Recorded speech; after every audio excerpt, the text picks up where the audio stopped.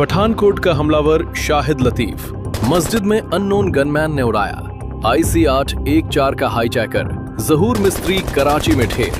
Canada का खालिस्तानी निज्जर गुरुद्वारे के बाहर मरा। हाफिज सईद का दाहिना हाथ अब्दुल रहमान जन्नत को रवाना हुआ। जगह अलग, वक्त अलग, लेकिन मौत का कारण अननोन गनमैन। 2014 से पहले भारत पर कई हमले हुए। 26/11 हो या संसद पर हमला, अक्षरधाम मंदिर हो या समझौता एक्सप्रेस, और बाद में भी रुका नहीं। पठानकोट एयरबेस हो, उरी का सैनिक कैंप हो, या फिर पहलगाम की वो वादियां जो बेगुनाह खून से रंग गई। हर बार हजारों बेगुनाह मरे, हर बार देश तड़पा, और हर बार हम उन आतंकियों का कुछ नहीं कर पाए जिन्होंने ये किया। कभी अमेरिका का दबाव आड़े आया, कभी अपनी ही नाकामी, और कभी वो राजनीतिक इच्छा शक्ति नहीं थी जो इस तरह के जवाब के लिए चाहिए होती है। डोभाल जी ने ये ऑपरेशन कई बार सरकार के सामने रखा और हर बार नाकाम रहे। कभी राजनीतिक दबाव था, कभी कूटनीतिक पेंच, लेकिन NSA बनने के बाद पहली बार उनके पास वो ताकत आई जो इसे जमीन पर उतार सके। लेकिन अधिकार मिलना और ऑपरेशन सफल होना दो अलग बातें हैं, क्योंकि इस तरह के काम में सही वक्त, सही लोग और सही मौका तीनों एक साथ चाहिए होते हैं। 2014 से 2022 8 साल, कई अड़चने, और आखिरकार ऑपरेशन अननोन गनमैन सफल हुआ। तो क्या है ये ऑपरेशन, आइए विस्तार से देखते हैं। कंधार हाईजैक के बाद डोभाल साहब बहुत दुखी थे। उनका मानना था कि अगर सरकार उन्हें थोड़ा और वक्त देती तो तीनों आतंकियों को छोड़ना नहीं पड़ता, और जिन लोगों ने IC-814 हाईजैक किया था वे भी हिंदुस्तान की गिरफ्त में आ जाते। लेकिन ऐसा नहीं हुआ, और कंधार उनके मन में एक नाकामी की तरह बैठ गया। हालांकि बाहर से कई लोग उसे सफल ऑपरेशन मान रहे थे।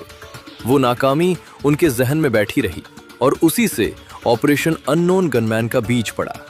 2004 में जब डोभाल साहब IB के डायरेक्टर बने तो उनके मन में एक ही मकसद था, आतंकियों को उनके घर में जाकर खत्म करना। और इसके लिए उनके पास एक पूरा प्लान था जिसे वे अननोन गनमैन कहते थे। उन्हें पता था ये काम करेगा, बस सरकार की मंजूरी चाहिए थी। वो प्रपोजल लेकर उस वक्त की सरकार के कुछ बड़े नेताओं और सुरक्षा प्रमुखों के सामने गए। एक हाई लेवल मीटिंग बुलाई, पूरा प्लान रखा, और उम्मीद थी कि इस बार बात बनेगी। लेकिन एक राजनीतिक नेता ने वो फाइल उठाई और फेंक दी। बोला, ये क्या घटिया तरीका है। डोभाल साहब का मन उस दिन बहुत दुखी हुआ, लेकिन उनका हौसला नहीं टूटा, क्योंकि उन्हें पता था कि ये ऑपरेशन सही है, और जिस दिन सही सरकार आएगी, सही इंसान मिलेगा, उस दिन ये जरूर होगा। 11 जुलाई 2006 शाम का वक्त था। मुंबई के लाखों लोग दफ्तर से घर की तरफ निकल रहे थे। लोकल ट्रेनें भरी हुई थीं, कोई खिड़की से बाहर देख रहा था, कोई अखबार पढ़ रहा था, कोई घर पर खाने का इंतजार कर रहे किसी से फोन पर बात कर रहा था।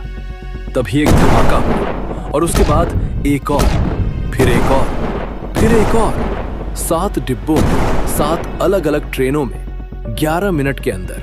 और जब धुआं छटा तो 200 से ज्यादा लोग मर चुके थे। यह हमला पाकिस्तान से चलाया गया था।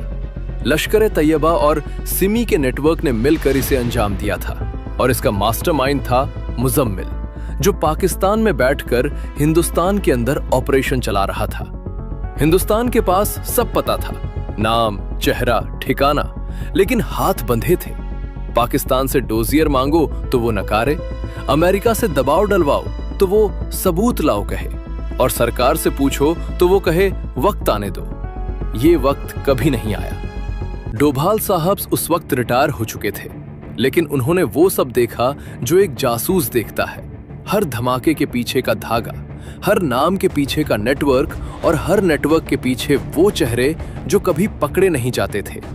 उन्होंने वही पुरानी फाइल निकाली, अननोन गनमैन। उसमें मुजम्मिल का नाम जोड़ा, ठिकाना जोड़ा, और एक नोट लिखा कि ये आदमी जब तक जिंदा है, अगला धमाका सिर्फ वक्त की बात है। डोभाल साहब ने वो फाइल बंद की, दराज में रखी, और इंतजार करते रहे, इस भरोसे के साथ कि एक दिन कोई ऐसा आएगा जो ये फाइल खोलेगा और सिर्फ इतना कहेगा, कर।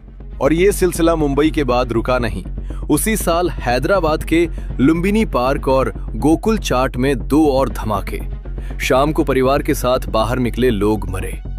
2008 में जयपुर के बाजारों में सिलसिलेवार धमाके, पर्यटक मरे, दुकानदार मरे, राहगीर मरे। उसी साल अहमदाबाद में एक के बाद एक 21 धमाके, अस्पतालों के बाहर भी बम रखे गए ताकि घायलों को बचाने आए लोग भी मरे। और फिर नवंबर 2008 में मुंबई, 26 नवंबर की रात 10 आतंकी समंदर के रास्ते आए और उन्होंने पूरे शहर को बंधक बना लिया। सीएसटी स्टेशन पर वे लोग मरे जो ट्रेन का इंतजार कर रहे थे, जिनके घर पर खाना बन रहा था, जिनके बच्चे उनका रास्ता देख रहे थे। ताज होटल में वे लोग मरे जो किसी की शादी में आए थे, किसी मीटिंग में थे, किसी के साथ पहली बार डिनर पर आए थे।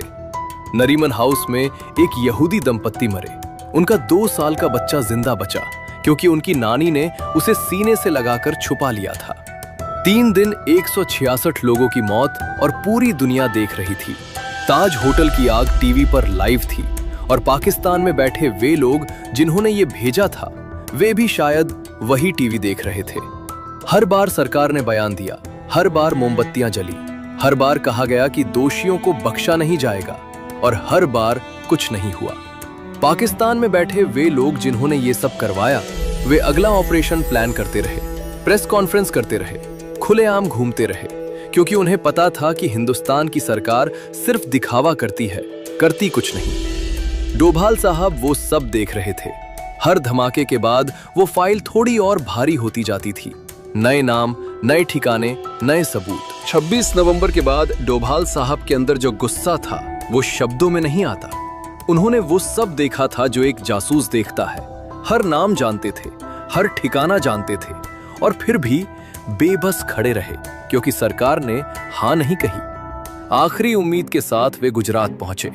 उस वक्त गुजरात के मुख्यमंत्री मोदी जी थे और डोभाल साहब ने उनसे एक मुलाकात मांगी, गुप्त, सिर्फ दोनों के बीच, कोई फाइल नहीं, कोई दफ्तर नहीं, कोई तीसरा नहीं।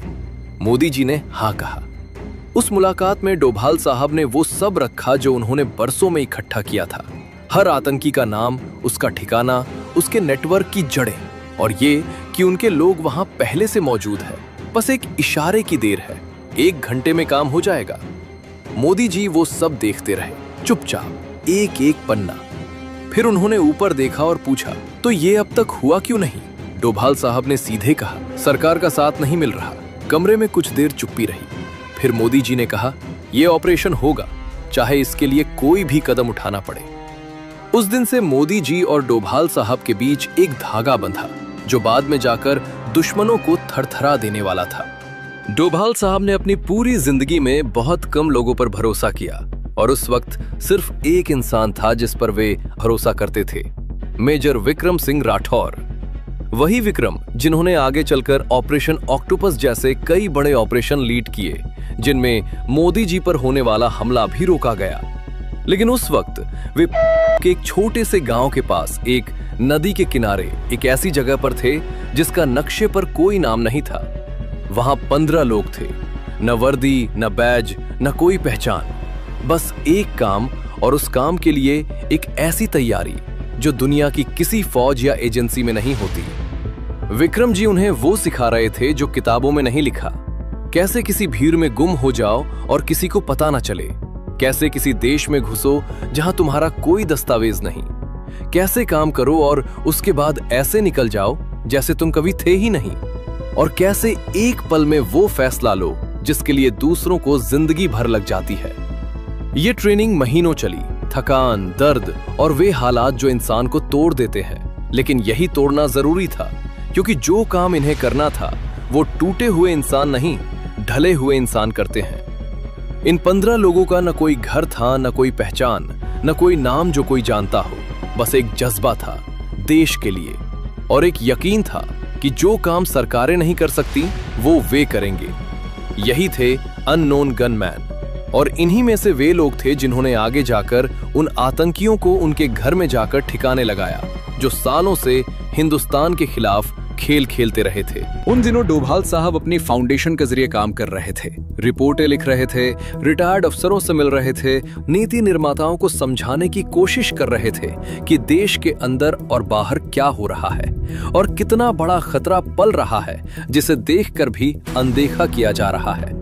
फाउंडेशन के उस दफ्तर में बड़े बड़े नाम आते थे, पूर्व सेनाध्यक्ष, रिटायर्ड खुफिया अफसर, रणनीतिकार, और हर बातचीत में एक ही बात निकल कर आती थी कि हिंदुस्तान के पास जानकारी है, क्षमता है, लेकिन इच्छा शक्ति नहीं है। डोभाल साहब उन बैठकों में चुपचाप सुनते, नोट करते और जब बोलते तो सिर्फ इतना कहते, वक्त आएगा। लेकिन एक बात उनके मन में पक्की हो चुकी थी, ये सरकार आतंकवाद के खिलाफ कुछ नहीं करेगी, न अभी न कभी, क्योंकि उसकी नजर वोट पर थी, कुर्सी पर थी और उन समझौतों पर थी जो पर्दे के पीछे होते हैं। तो उन्होंने सोचा कि जब तक देश की जनता जागरूक नहीं होगी, जब तक लोग ये नहीं समझेंगे कि उनके साथ क्या हो रहा है और उनकी चुप्पी कितनी महंगी पड़ रही है, तब तक कोई भी बदलाव मुमकिन नहीं है।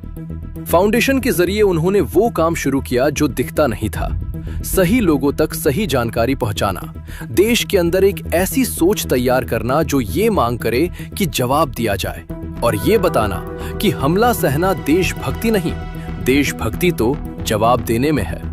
2011 में एक लहर उठी, एंटी करप्शन मूवमेंट। वो आंदोलन भ्रष्टाचार के खिलाफ था, लेकिन उसकी जड़ में वो थकान थी जो बरसों से जमा हो रही थी।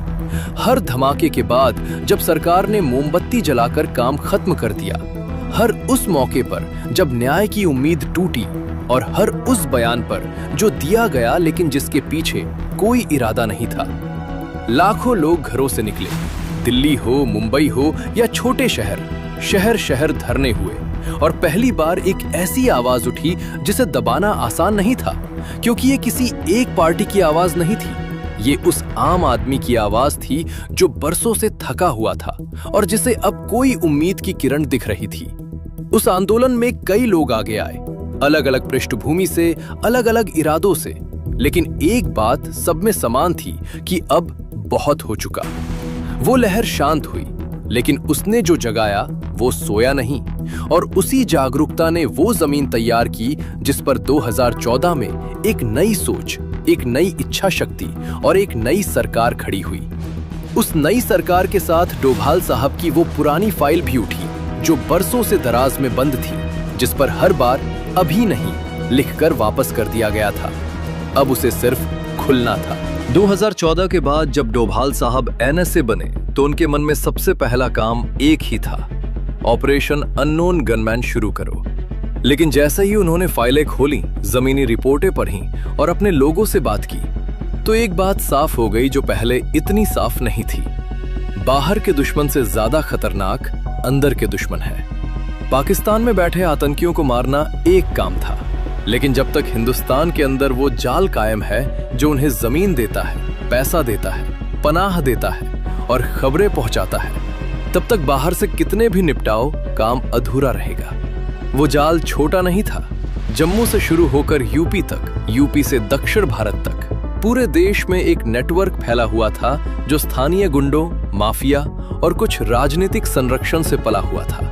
डोभाल साहब को एनएसए बनने के बाद ये समझ में आया कि पाकिस्तान में बैठे आतंकी को मारना उतना कठिन नहीं जितना इस अंदरूनी जाल को तोड़ना है। उन्होंने देश के कई राज्यों के डीजीपी से मुलाकातें की, एक एक जिले की रिपोर्ट मांगी, एक एक नाम की जांच कराई और फिर एक सूची बनी। उस सूची में वे स्थानीय गुंडे और माफिया थे जो इस जाल की कड़ियां थे। पहले उन्हें निपटाया गया, एक एक करके, चुपचाप, बिना किसी शोर के। और ये काम इतना आसान नहीं था, क्योंकि इनके पीछे राजनीतिक ताकत थी, वकील थे और वो व्यवस्था थी जो इन्हें बचाती आई थी। लेकिन अब व्यवस्था के ऊपर एक और इच्छा शक्ति थी, और जब ये अंदरूनी जाल कमजोर होने लगा, तब डोभाल साहब ने अपनी नजर बाहर की तरफ मोड़ी। इसी बीच डोभाल साहब की फाइलें और भी मोटी होती जा रही थीं। पुलवामा हुआ, फरवरी 2019 में सीआरपीएफ के 40 जवान एक ही झटके में शहीद हो गए और पूरा देश सन्न रह गया। पठानकोट हुआ, एयरबेस पर हमला, जवान शहीद और एक बार फिर वही सवाल जिसका जवाब कभी नहीं मिला था।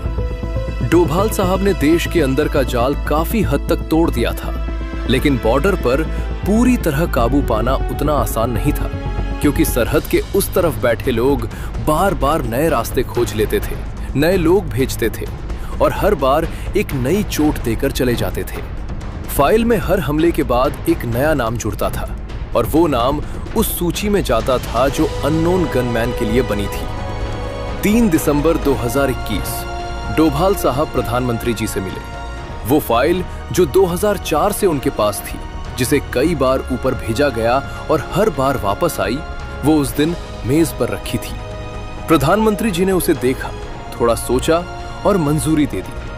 उस दिन से अननोन गनमैन ने काम शुरू किया।